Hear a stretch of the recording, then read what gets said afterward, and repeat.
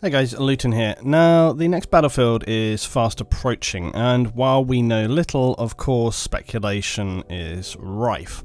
Rumours that seem worryingly plausible, like the fact that they may at the last minute have decided to include a Battle Royale mode, and that it probably won't be there at release, but perhaps in DLC.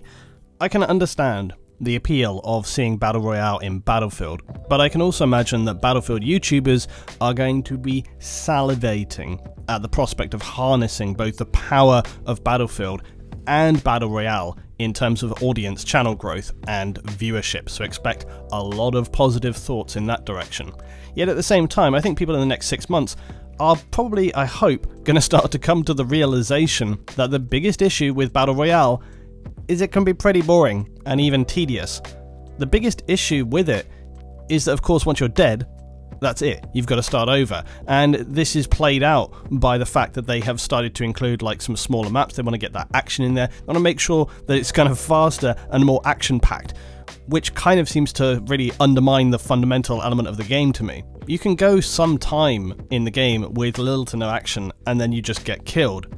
It's so much fun, but you know, it's got a gigantic audience. There is a reason for that. But for a long time, I've said the reason that Battle Royale succeeded so much as a game format for streamers, for example, is exactly the reasons why it can actually be tedious to play. Because you have that downtime of just running around, and that would give streamers a nice time in which to be able to chat to their live stream, and then it just has those pockets of action.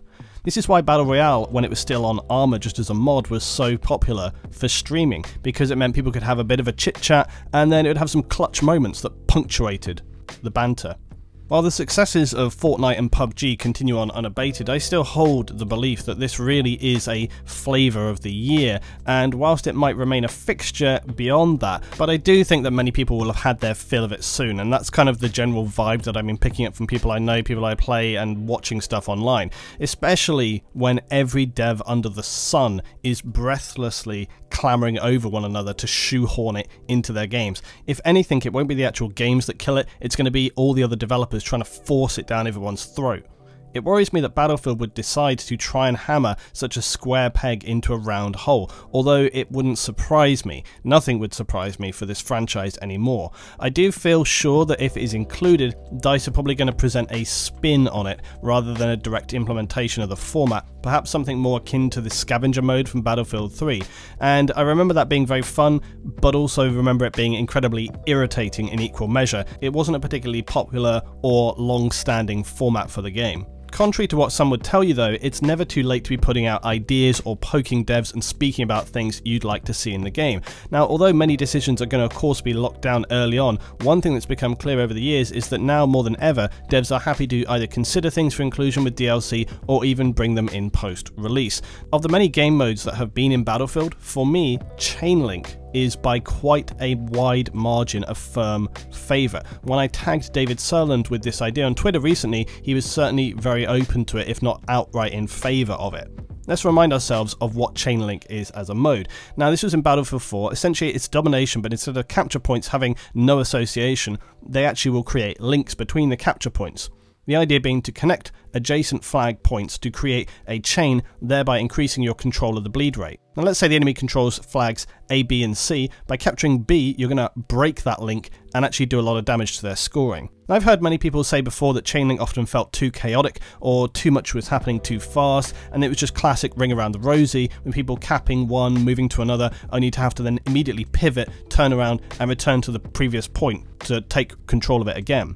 Now that certainly could be the case, but I also actually really enjoyed that fast and furious turn on that heels feeling. It's why I often gravitated towards domination more than conquest as Battlefield has gone along, which feels weird to me, but it's because at one point Conquest felt like a real battle of wits between the teams and trying to utilize all the different assets you had, but these days it's just become a Zerg mode where two blobs of players randomly smash around the map while one ultra try-hard squad with a tank racks up an impressive KD. That's pretty much how Conquest plays out for me now.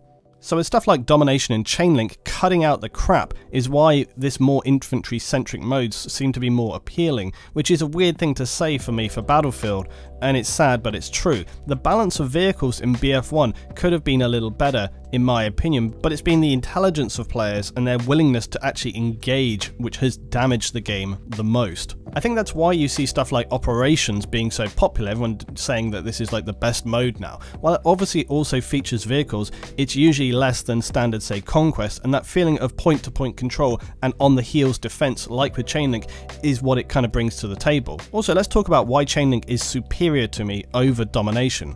It's because in Domination it could really become just an endless trade fest. With 3 flags, often the 2 teams would just go round and round and round, capping and recapping bases, with very little effort from people to actually break that cycle and intercept and defend or whatever. In Chainlink, during most games, you'll see players break off into smaller groups to break links or actually crisscross the battle points on the map. It led to much more dynamic gameplay, the kind that you see less and less of now in Battlefield. That's probably because, in part, the concept of it is actually really easy to understand, but also it does reward you more for breaking and securing links than just capturing a single point. So the whole mechanisms of the mode create more engaging gameplay, but then you come to the intensity of it. Now, while DICE have been for some time obsessed with creating faster, more Michael Bay Battlefield so as to sell the game probably to that same demographic, Chainlink for me actually had the best of both worlds. It actually did have fast and furious gameplay, but the capture and secure mechanics with it went hand in hand. At the time, and now even, I was greatly disappointed that Chainlink has really only appeared in just one DLC for Battlefield 4. It was never rolled out for vanilla maps in BF4, and it's not been in any BF games since. It's a great disappointment because of all the modes I've played in many years now, like I guess even like a decade of Battlefield, it's strangely probably been the game mode that I enjoy the most. I really hoped it was going to come back for Battlefield 1 and it did not, and I really strongly hope it comes back into this game, and I really hope it comes back as a vanilla mode so we actually see it across a lot of maps. It's a game mode which has got a ton of potential, is very highly addictive, and its inclusion would certainly bring me strongly back on board with the game. With that said, there are clearly some other strong reservations that I still have in terms of what we're going to see with the next game, so let's hope that the next Battlefield title really does hit the mark, because I do enjoy Battlefield. It's a strangely addictive game. Many people have said so many times now, Luton, why don't you just leave this game? Why don't you give up on it? And I don't know. I can't put my finger on what it is about this game. Something on it keeps me in there, and even now when I go into games and play recently, you get that feeling round to round, you're just like, I've got to play one more, got to play one more, got to play one more. There's definitely something in the mechanics of the game which keeps you wanting to play. I might think about doing a bit of an analysis into what it is that keeps you playing, because I think the mechanics and some of the highlighting and the kill notifications and all this kind of stuff, the intensity, the speed, the dynamic, how it all plays out, I think a lot of that can go into what it is that makes you want to keep playing, even when you can be potentially losing. So today, that's my thoughts on Battle Royale and Chainlink. As per usual, guys, please tell me your thoughts down below and your experiences with Chainlink and Scavenger back in Battlefield 3. Thanks for watching, guys, and I will see you on the next one.